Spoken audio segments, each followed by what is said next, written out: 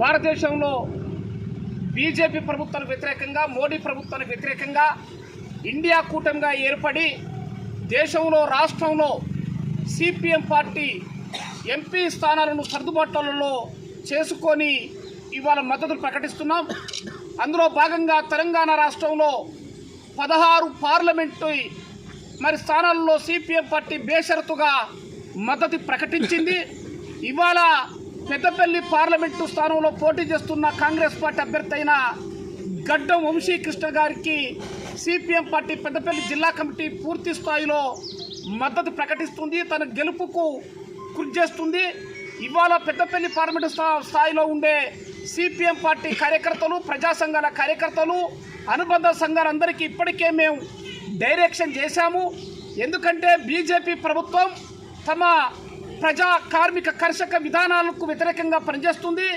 ఇవాళ కార్మిక వ్యతిరేక చట్టాలు తీసుకొచ్చింది, ఇవాళ రైతు వ్యతిరేక చట్టాలు తీసుకొచ్చింది, ఇవాళ విద్యను కాషాయీకరణ చేస్తున్న పరిస్థితి ఉంది. ఇవాళ రాజ్యాంగాన్ని బేషరతుగా ఇవాళ మార్చేస్తానికి ఇవాళ ప్రయత్నం చేస్తుంది.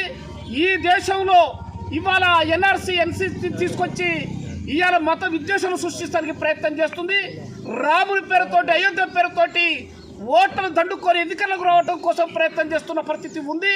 ఈ దేశంలో ఉన్న ప్రభుత్వ రంగ పరిశ్రమలన్నింటిని కూడా ప్రైవేటు పరం చేసి అదానీ, అంబానీకి దోషపెడతానికి ప్రయత్నం చేస్తున్న బీజేపీ ప్రభుత్వాన్ని ఇవాళ ఓడించాలని ఇవాళ ఇండియా కూటమిలో భాగంగా సిపిఎం పార్టీ దేశవ్యాప్తంగా ప్రతి కార్యకర్తలు, ప్రతి సామాన్య వ్యక్తులతో కలిసి ఇవాళ బీజేపీ వ్యతిరేక విధానాలకు వ్యతిరేకంగా ఇవాళ ఇండియా బ్లాక్లో భాగమైన సిపిఎం పార్టీ ఒక పెద్ద ఎత్తున నిర్వహిస్తుంది. ఇవాళ అందులో భాగంగానే మన గౌరవ శాసనసభ్యులు విజయరామనగరం కలిసి ఇవాళ సిపిఎం పార్టీ జిల్లా కమిటీ గడ్డం వంశీ గారికి మద్దతు ప్రకటించాం.